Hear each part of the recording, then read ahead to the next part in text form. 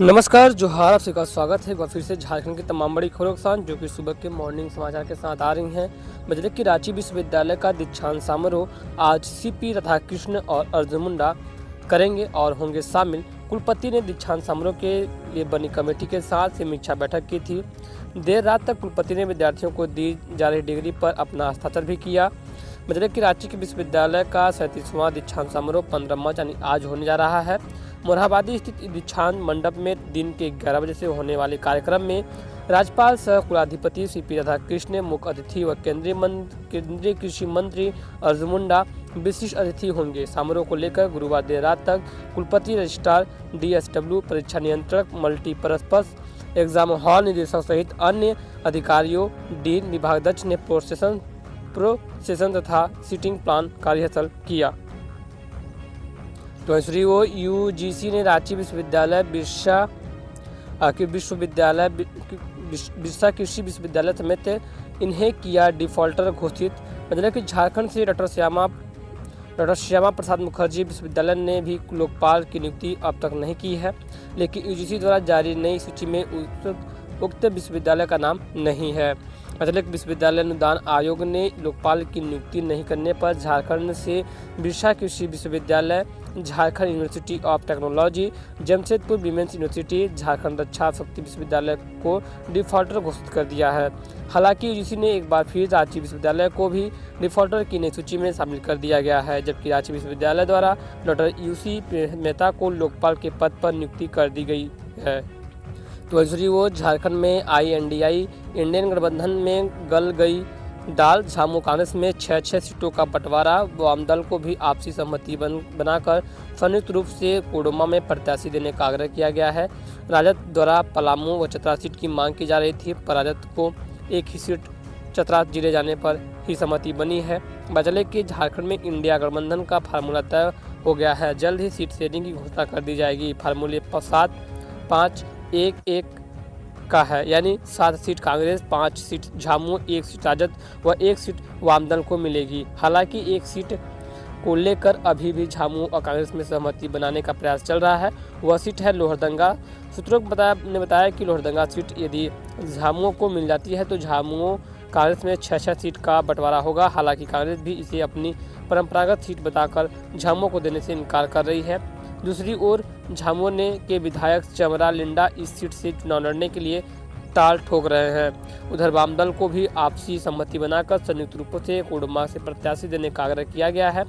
राजद द्वारा पलामू व चतरा सीट की मांग की जा रही थी, पर राजद को एक ही सीट चतरा दिए जाने पर ही सहमति बनी है। सूत्रों ने बताया कि हेमंत सोरेन से भी राय ली गई है। बताया गया है कि झामू इस बार कांग्रेस द्वारा प्रत्याशियों की घोषणा के बाद ही अपने प्रत्याशियों की घोषणा करेगा।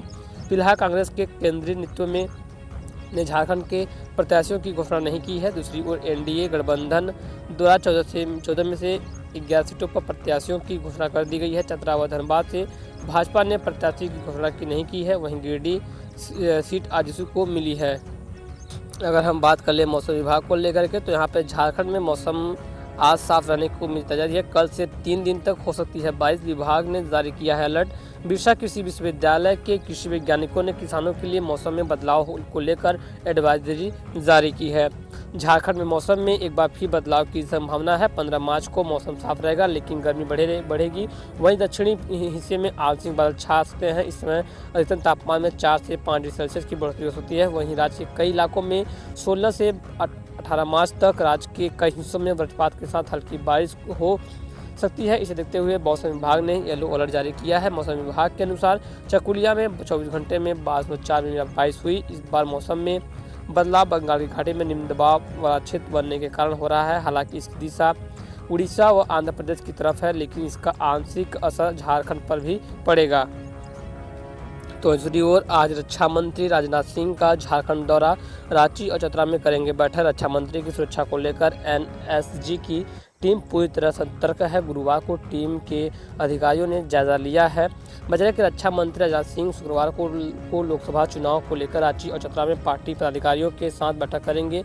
श्री सिंह शुक्रवार दोपहर 12 बजे बिरसा मुंडा एयरपोर्ट पहुंचेंगे। यहां से वे हेलीकॉप्टर से सीधे इटखोरी चतरा के लिए रवाना होंगे। भद्रकाली मंदिर में पूजा अर्चना के बाद वे चतरा में आयोजित भाजपा के कार्यकर्ता सम्मेलन में शामिल होंगे। दोपहर 3:30 पर श्री राजनाथ सिंह हेलीकॉप्टर से राजधानी पहुंचेंगे। यहाँ कार्निवाल बैंक्वेट हॉल में वे प्रदेश पदाधिकारियों, रांची और लोहरदंगा लोकसभा क्षेत्र की चुनाव प्रबंधन समिति कोर कमेटी के सदस्यों और संयोजकों के साथ मंथन करेंगे। इससे पहले चतरा में वह पलामू चुनाव प्रबंधन समिति के सदस्यों के साथ उनकी बैठक निर्धारित है। वे शाम 5 बजे दिल्ली के लिए रवाना हो जाएंगे। रक्षा मंत्री के कार्यक्रम के लेकर प्रदेश भाजपा की ओर से तैयारियां पूरी कर ली गई हैं। तो दूसरी ओर केंद्र सरकार ने दी बड़ी सौगात, 2 रुपये सस्ता हुआ पेट्रोल डीजल। केंद्र सरकार ने देशवासियों को एक बार और बड़ी सौगात दी गई है। पेट्रोल और डीजल की कीमतों में 2 रुपये की कमी कर दी गई है। आप बता दें कि अब पेट्रोल और डीजल 2 रुपये सस्ता मिल पाएगा। बता दें कि केंद्र सरकार ने देशवासियों को एक और बड़ी सौगात देने की बात सामने आ रही है। जी हाँ, खबर सामने आ रही है कि केंद्र सरकार ने पेट्रोल और डीजल की में 2 रुपये की कमी कर दी गई है। इस खबर की जानकारी देते हुए केंद्रीय मंत्री हरदीप सिंह पुरी ने अपने सोशल मीडिया प्लेटफॉर्म पर लिखा है कि पीएम नरेंद्र मोदी ने पेट्रोल और डीजल के दाम 2 रुपये कम करके फिर एक बार साबित कर दिया है कि करोड़ों भारतीयों के अपने परिवार का हित और सुविधा सदैव उनका लक्ष्य रहा है। तो दूसरी ओर चुनाव आयोग ने इलेक्ट्रॉन बॉन्ड से चंदा देने वालों का नाम वेबसाइट पर डाल दिया गया है। देखें किसने दिया सर्वाधिक आर्थिक 3,368 करोड़। चले कि इलेक्ट्रॉन बॉन्ड केस में सबसे ज़्यादा 1,368 करोड़ की खरीदारी हुई है। चुनाव आयोग से इससे संबंधित रिपोर्ट जारी कर दी गई है। इसमें सारा ब्यौरा और डाटा उपलब्ध कराया गया है। बता दें कि चुनावी बॉन्ड मामले से जुड़ी बड़ी खबर सामने आ रही है कि चुनावी बॉन्ड का डाटा अपने वेबसाइट पर अपलोड कर दिया गया है। जानकारी होगा कि दिन के SBI ने कोर्ट के आदेश के अनुसार चुनावी बॉन्ड का सारा डाटा निर्वाचन आयोग को भेज दिया था। अब निर्वाचन आयोग की तरफ से ये डाटा उन्हें अधिकारी वेबसाइट पर अपलोड कर दिया गया है। तो वहीं दूसरी ओर एक देश एक चुनाव के समर्थन में 32 पार्टियां, कांग्रेस सहित 15 दलों ने किया विरोध। पूर्व राष्ट्रपति रामनाथ कोविंद की अध्यक्षता वाली समिति ने एक राष्ट्र एक चुनाव पर अपनी 18,000 से अधिक पन्नों की रिपोर्ट राष्ट्रपति द्रौपदी मुर्मू को सौंप दी है, जिसमें समिति ने एक साथ लोकसभा और विधानसभा चुनाव कराने की सिफारिश कर दी है। समिति की रिपोर्ट आने के बाद अलग अलग प्रतिक्रिया आ रही है। जले के एक देश एक राष्ट्र को लेकर समिति ने 62 पार्टियों से संपर्क किया था और इस पर जवाब देने वाले 47 राजनीतिक दलों में से 32 ने एक साथ चुनाव कराने के विचार का समर्थन किया, जबकि 15 दलों ने इसका विरोध किया है। 15 पार्टियों ने एक देश एक चुनाव का विरोध किया है। एक राष्ट्र एक चुनाव का 15 पार्टियों ने विरोध किया। इन पार्टियों ने इस मुद्दे पर अपनी कोई प्रतिक्रिया नहीं दी है। राष्ट्रीय दलों में कांग्रेस, आम आदमी पार्टी, बहुजन समाजवादी पार्टी और मार्क्सवादी कम्युनिस्ट पार्टी में देश में एक साथ चुनाव कराने के प्रस्ताव का विरोध किया। क्षेत्रीय पार्टियों में all India United democratic front है, तृणमूल कांग्रेस है, ऑल इंडिया मजलिस एंड इत्तेहाद मुस्लिम है, साथ ही भारतीय कम्युनिस्ट पार्टी है, भाकपा है। ऐसे ही कई पार्टियां हैं, जो 15 पार्टियां हैं जो कि एक राष्ट्र एक चुनाव कराने को लेकर के विरोध में उतरी हुई हैं। तो दूसरी ओर ईडी की रेड पर बोली कांग्रेस विधायक अम्मा प्रसाद, मेरे नाम से सिर्फ एक गाड़ी और कुछ नहीं है। रांची व हजारीबाग में ईडी की रेड पर बोली कांग्रेस विधायक अम्मा प्रसाद। रांची व हजारीबाग में पिछले दिनों में हुई ईडी की रेड पर बड़कागांव से कांग्रेस विधायक अम्मा प्रसाद ने कहा कि मेरे नाम से सिर्फ एक गाड़ी है और कुछ भी नहीं है।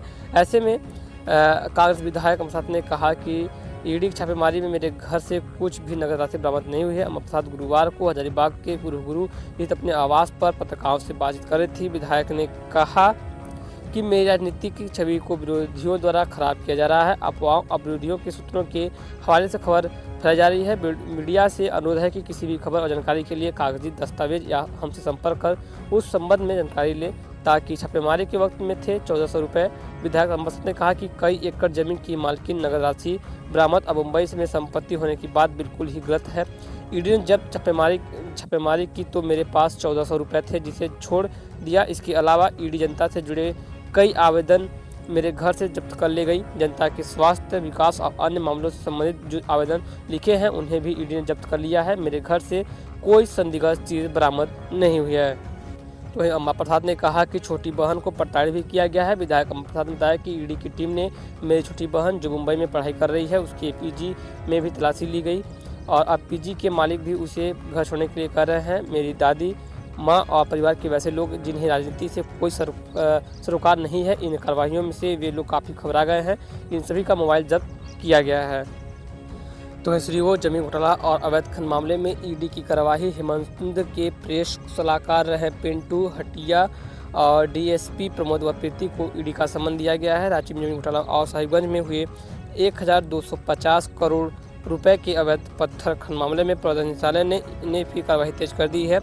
जांच एजेंसी के पूर्व मुख्यमंत्री हेमंत सोरेन के प्रेस सलाहकार रहे अभिषेक प्रसाद उर्फ पिंटू हटिया डीएसपी प्रमोद व प्रीति को ईडी का समन भेजा गया है।